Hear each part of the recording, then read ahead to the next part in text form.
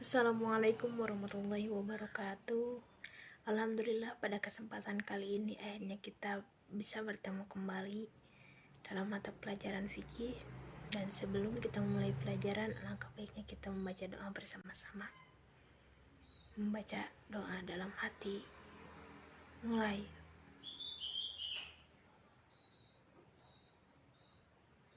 Berdoa tidak pernah selesai.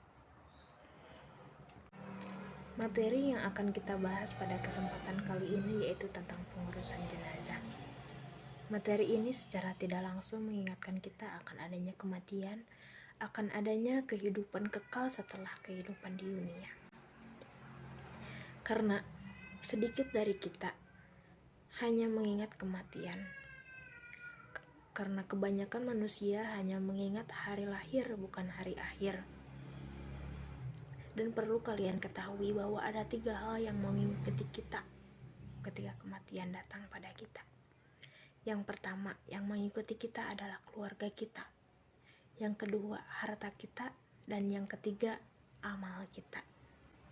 Dan dari ketiga hal tersebut hanya satu yang akan kita bawa setelah kita mati, yaitu amal. Amal baik dan amal buruk kita. Sedangkan keluarga dan harta akan kita tinggalkan. Maka dari itu hendaknya kita berbuat baik terhadap sesama. Berbuat baik sekecil apapun itu, karena kita tidak pernah tahu amal mana yang akan menjadi penolong kita nanti di akhirat.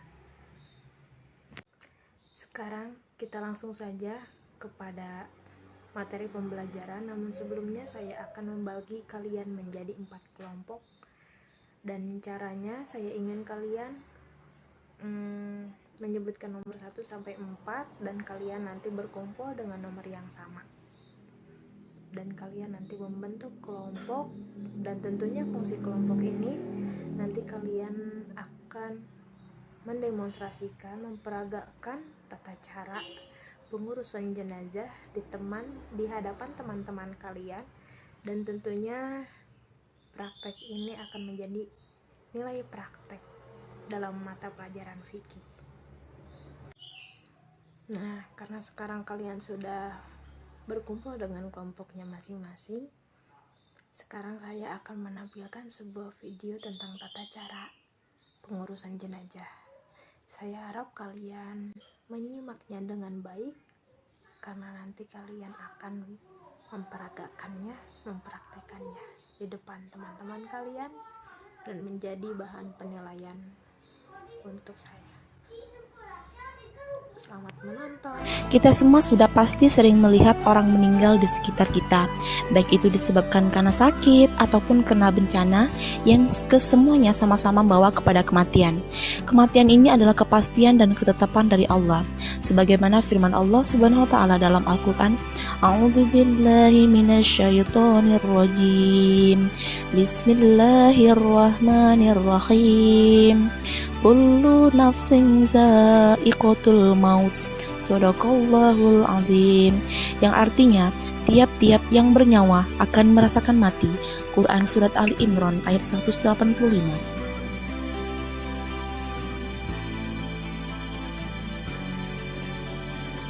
Tindakan yang pertama dilakukan saat menghadapi jenazah adalah: yang pertama, memejamkan mata jenazah jika mata si jenazah masih terbuka. Yang kedua, menutup seluruh badan si jenazah menggunakan kain panjang. Yang ketiga, posisikan si jenazah di tempat yang aman.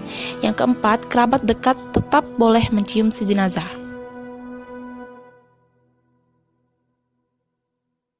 Hukum merawat jenazah adalah fardu kifayah. Perawatan jenazah yang dimaksud meliputi memandikan, mengkafani, mensolati, dan menguburkan jenazah. Kita bahas bagian pertama, yaitu memandikan jenazah. Jenazah yang wajib dimandikan, yang pertama haruslah jenazah orang Islam. Selain orang Islam tidak wajib dimandikan. Kemudian yang kedua, ada bagian tubuh yang dimandikan.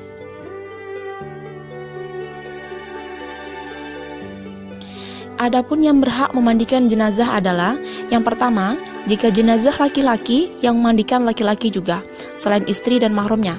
Yang kedua, jika jenazah perempuan harus perempuan juga, selain suami dan mahramnya. Yang ketiga, jika suami atau istri yang meninggal, yang paling berhak memandikan adalah suami atau istri dibanding lainnya. Beberapa hal yang harus diperhatikan saat memandikan jenazah, yaitu yang pertama, tempat memandikan jenazah harus dalam keadaan tertutup dan tidak ditonton orang banyak. Yang kedua, letak jenazah di atas dipan atau tempat yang lebih tinggi. Yang ketiga, saat dimandikan, jenazah harus ditutup seluruh auratnya. Keempat, menyapu perut mayat untuk mengeluarkan kotoran yang masih tersisa di perut. Yang kelima, ganti sarung tangan kemudian bersihkan gigi dan mulut mayat. Yang keenam, bersihkan seluruh najis dan kotoran yang melekat di badan mayat. Ketujuh, mewudukan mayat kemudian membasuh seluruh tubuh mayat. 8. Disunahkan dibasuh 3-5 kali dengan air yang ada wanginya. Kemudian kita masuk ke pembahasan bagian kedua, yaitu mengkafani jenazah. Jumlah kain kafan yang digunakan adalah untuk jenazah laki-laki minimal selembar dan sempurnanya 3 lembar. Jika untuk jenazah perempuan minimal selembar dan sempurnanya 5 lembar. Setiap lapisan kain kafan diberikan kapur barus dan dilaksanakan pengafanan jenazah dengan sebaik-baiknya. Kemudian kita masuk bahasan yang ketiga, yaitu mensolati jenazah.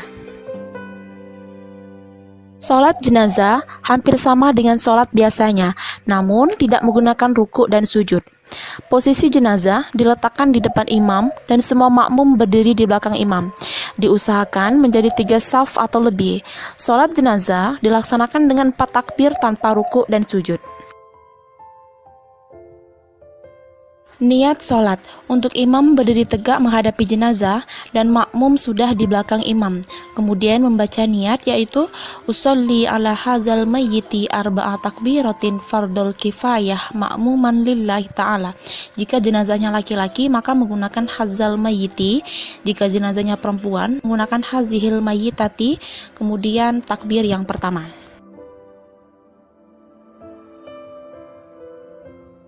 Setelah takbir yang pertama, kemudian membaca surat Al-Fatihah. Ayo kita baca bareng-bareng. A'udzubillahi minasyaitonirrajim. Bismillahirrahmanirrahim. Alhamdulillahi rabbil alamin.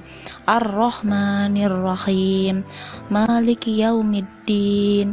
Iyyaka na'budu wa iyyaka nasta'in.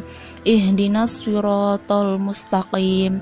Siratal ladzina an'amta 'alaihim ghairil maghdubi 'alaihim waladdallin. Amin. Kemudian takbir yang kedua. Setelah takbir kedua, kemudian membaca sholawat. Allahumma sholli ala sayyidina Muhammad wa ala ali sayyidina Muhammad kama sholaita ala sayyidina Ibrahim wa ala ali sayyidina Ibrahim wa barik ala sayyidina Muhammad wa ala ali sayyidina Muhammad kama barakta ala sayyidina Ibrahim wa ala ali sayyidina Ibrahim fil alamina innaka hamidum majid. Kemudian dilanjutkan dengan takbir ketiga. Setelah takbir ketiga, kemudian membaca doa bagi jenazah. Allahumma ghfir lahu warhamhu wa'afihi wa'fu anhu wa akrim nuzulahu wa wasi' mudkhalahu waghsilhu bil ma'i wath thalji wal baradi wan naqqihi minal khotoya kama naqqaita thawbal abyada minad danasi wa abdilhu daran khairan min darihi wa ahlan khairan min ahlihi wa zawjan khairan min zawjihi wa adkhilhul jannah wa a'izhu min azabil qabri aw min azabin nar. Kemudian dilanjutkan takbir yang keempat. Setelah takbir yang keempat dilanjutkan dengan doa. Allahumma la tahrimna ajrahu wa la taftina ba'dahu waghfir lana walahu. Setelah doa, mengucapkan salam Assalamualaikum warahmatullahi wabarakatuh sembari menghadap ke kiri dan ke kanan. Yang terakhir, bagian dari perawatan jenazah adalah menguburkan. Ada beberapa anjuran yang diajarkan oleh Rasulullah dalam hal menguburkan jenazah. Di antaranya, pertama untuk menyegerakan dalam menguburkan jenazah, sebagaimana hadis Nabi yang berbunyi, An Abi Hurairah radhiyallahu anhu anin Nabi sallallahu alaihi wasallam qala asri'u bil janazah rawahul Bukhari wa Muslim. Artinya, dari Abu Hurairah radhiyallahu anhu dari Nabi Muhammad sallallahu alaihi wasallam bersabda, segerakanlah menguburkan jenazah. Hadis riwayat Bukhari Muslim. Yang kedua, menguburkan jenazah di siang hari selain keadaan darurat seperti bau jenazah yang menyengat.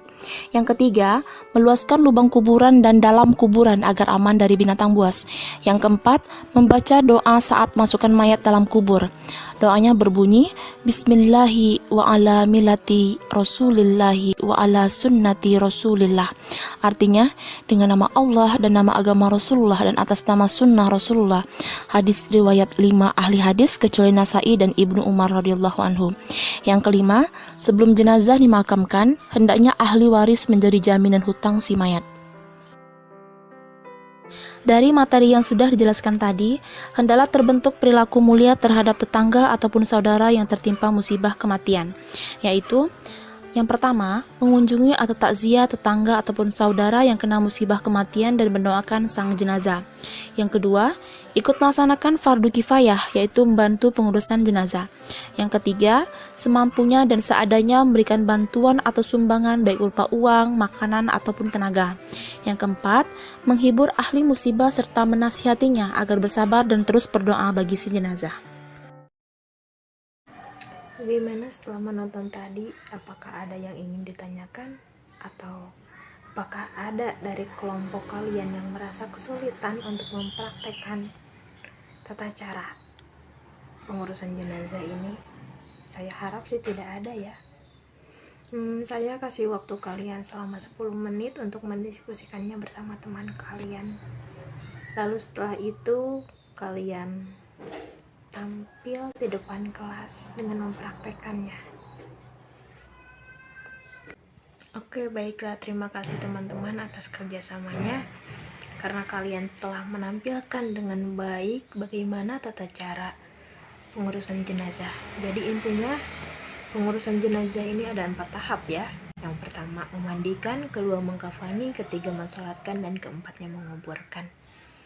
Semoga kelak teman-teman sekalian bisa mengamalkannya di kemudian hari. Dan untuk minggu depan, karena kita akan membahas tentang materi zakat, silahkan baca materinya, dan jangan lupa di buku paket ada soal pilihan ganda, silahkan kalian kerjakan, dan minggu depan akan kita periksa bareng-bareng. Terima kasih. Wassalamualaikum warahmatullahi wabarakatuh.